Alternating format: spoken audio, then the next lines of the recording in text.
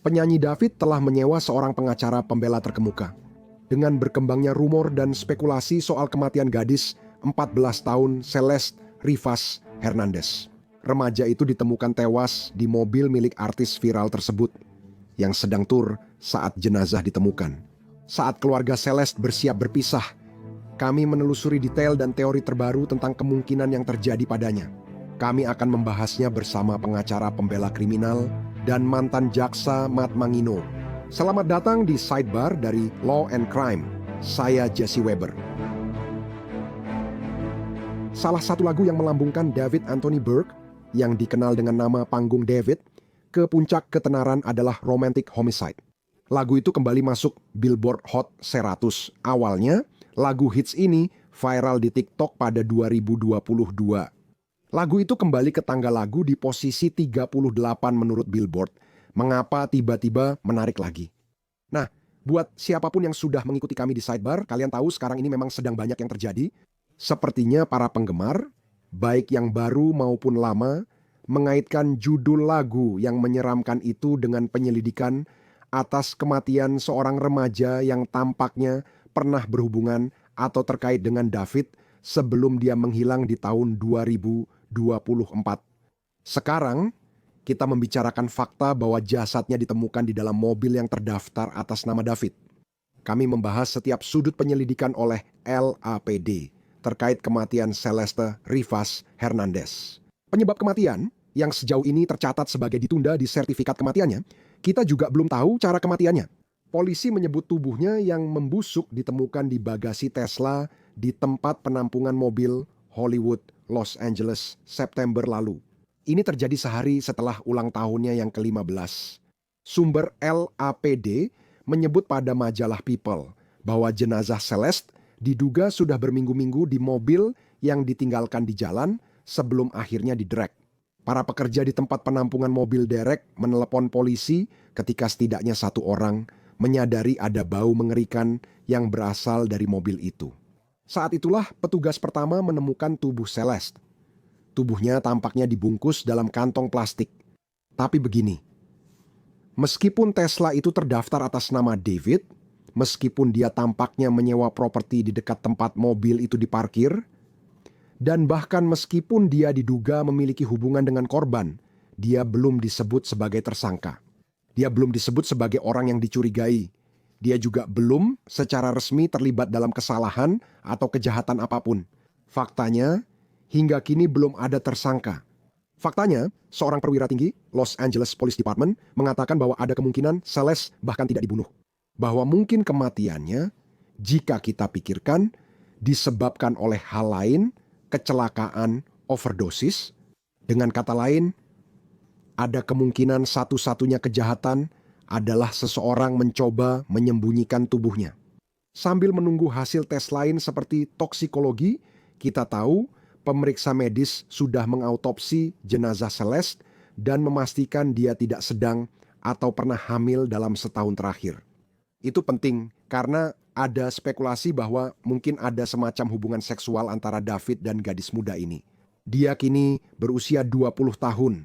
Karena semakin banyak rumor soal dugaan keterlibatan David, dia membatalkan tur musiknya yang seharusnya mencakup lebih banyak pemberhentian di Amerika Serikat dan luar negeri. Dia menghilang, kami tidak tahu lokasinya. Media sosialnya tampak kosong dari foto dan video baru, tapi ada yang baru ini. Majalah Los Angeles sekarang melaporkan bahwa David telah menyewa seorang pengacara pembela selebriti terkenal, Blair Burke.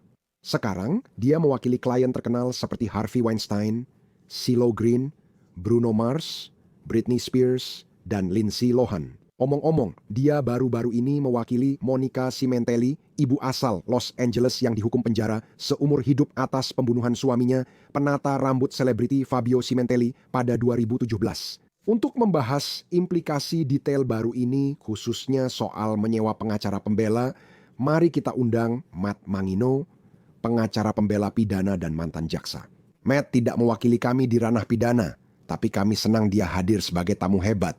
Senang bertemu denganmu, Matt. Jadi banyak detektif online di komunitas True Crime yang sangat terobsesi dengan kasus ini. Mereka menelusuri aktivitas internet David, termasuk postingannya yang diduga bersama atau tentang Celeste. Ada banyak reaksi terhadap keputusan dia mempekerjakan Blair Burke. Sebelum kita membahas reaksi di dunia maya, pendapat Anda tentang dia yang kabarnya mempekerjakan Blair Burke?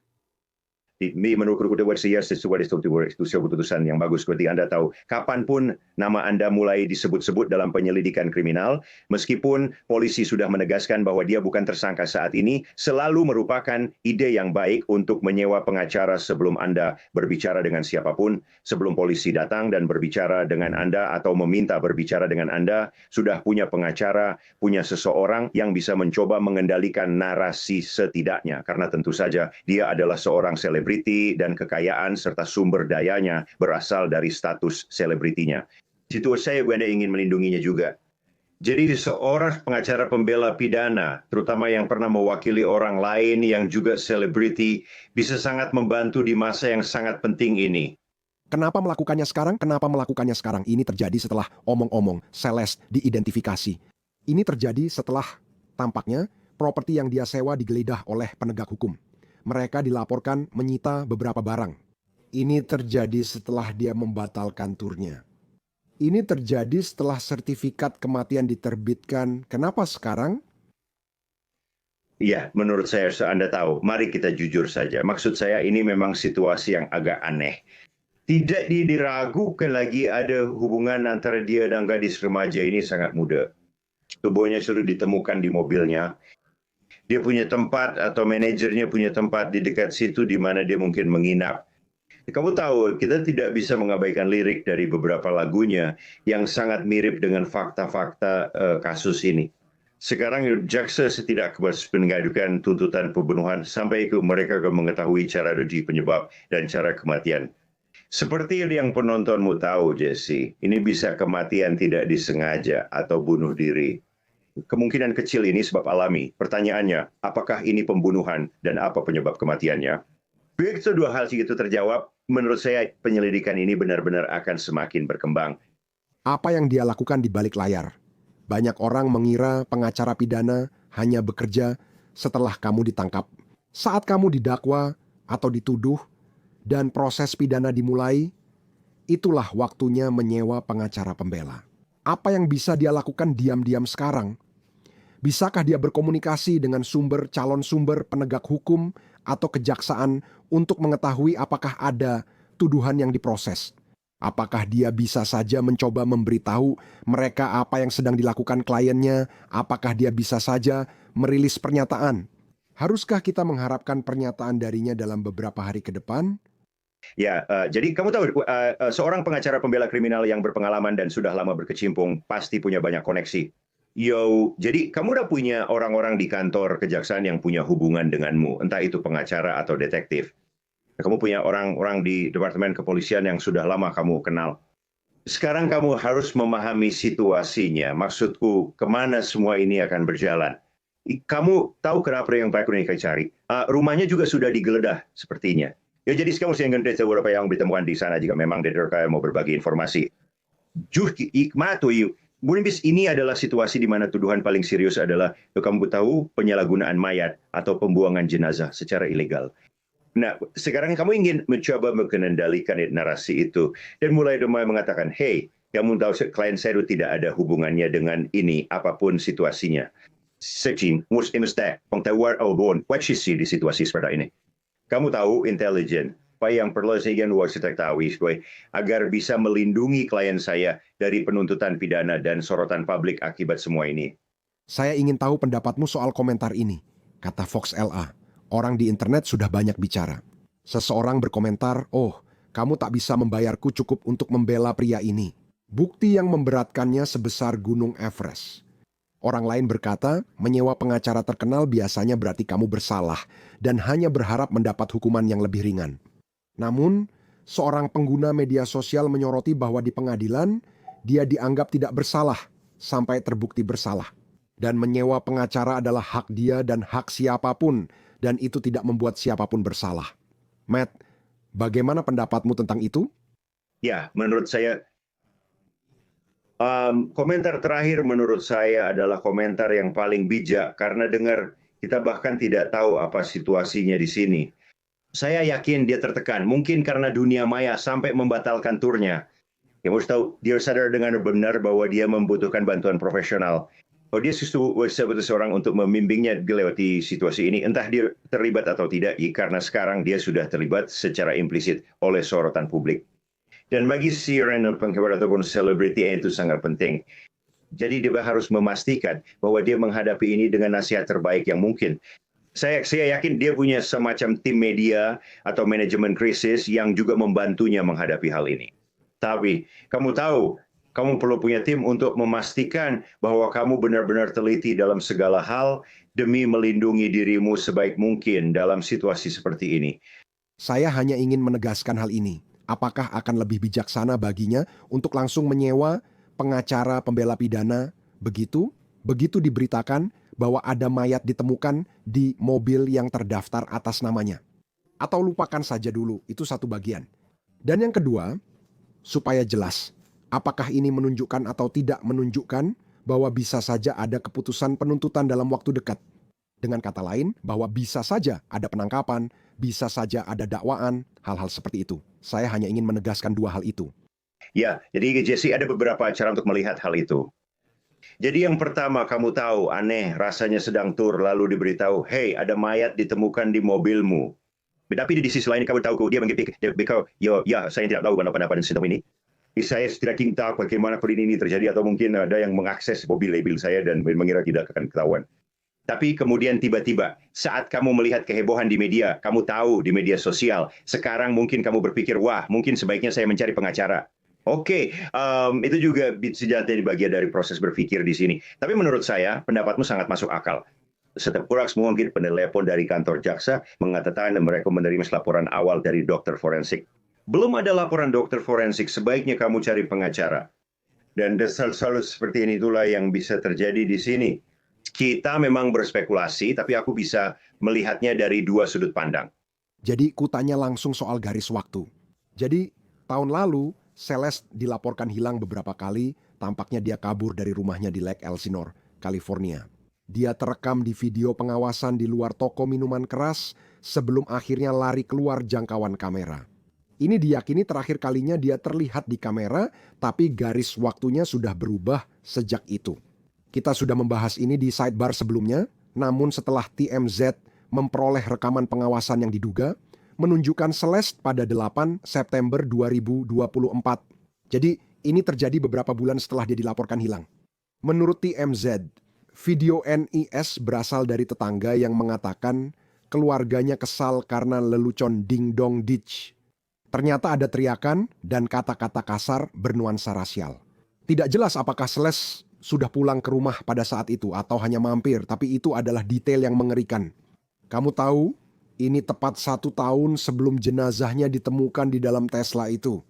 Saat membahas garis waktu, Matt, dan kemungkinan waktu kematiannya, kita juga perlu tahu berapa lama dia di mobil, serta pergerakan atau tindakannya sebelum meninggal. Seberapa penting hal ini dalam penyelidikan? Sekali lagi, dia menyewa pengacara setelah rekaman ini muncul. Saya tidak mengatakan ini ada hubungannya, tidak mengatakan ini terkait sama sekali, tapi saya harus membayangkan rekaman ini sangat penting.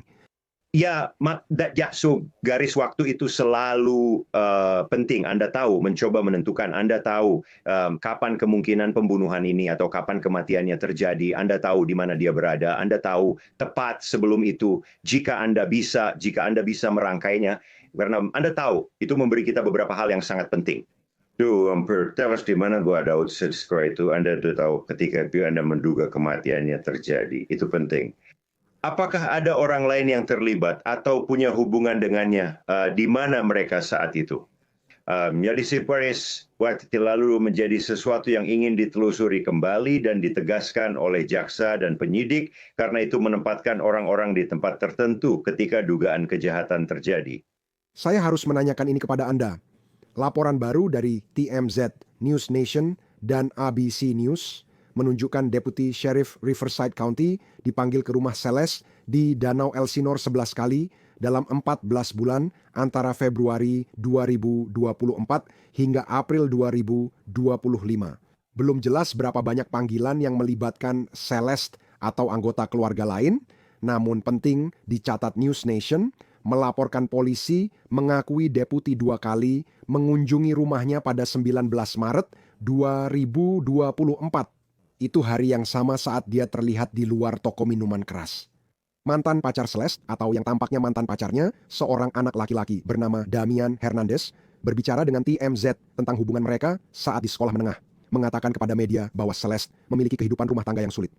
Charles Latibaudiere dari TMZ mengatakan kepada Ashley Banfield bahwa Celeste sering menyebut orang tuanya jahat dan tidak betah di rumah.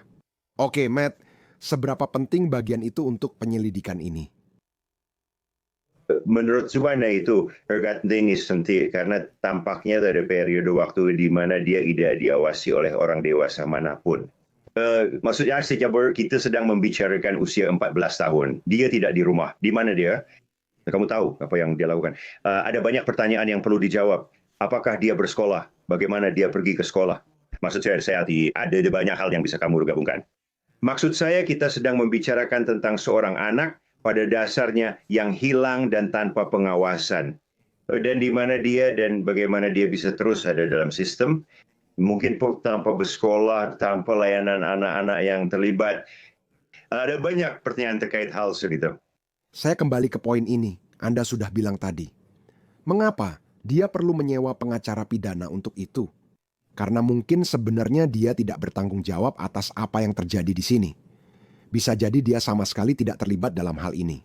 Ada sesuatu yang beredar di sini. Setidaknya saya mencoba menekankan apakah mungkin dia sedang menjadi target. Apa maksud saya? Saya merasa keadaan ditemukannya tubuh Celeste sangat aneh. Karena inilah yang kita ketahui dari polisi tentang bagaimana seluruh penyelidikan ini dimulai. Jadi, mobil Tesla itu tercatat melanggar aturan parkir jalanan pada tanggal 27 Agustus 2025. Surat tilang parkir keluar, 3 September mobil diderek 5 September. Jenazah Celeste ditemukan 8 September. Beberapa hari kemudian, detektif unit perampokan dan pembunuhan Los Angeles Police Department menggeledah rumah sewaan David.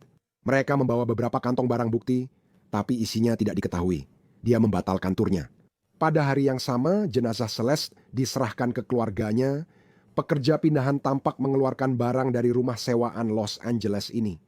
Pemilik rumah mengatakan kepada TMZ bahwa manajer David, Josh Marshall, sudah memberitahu mereka soal pemutusan kontrak sewa.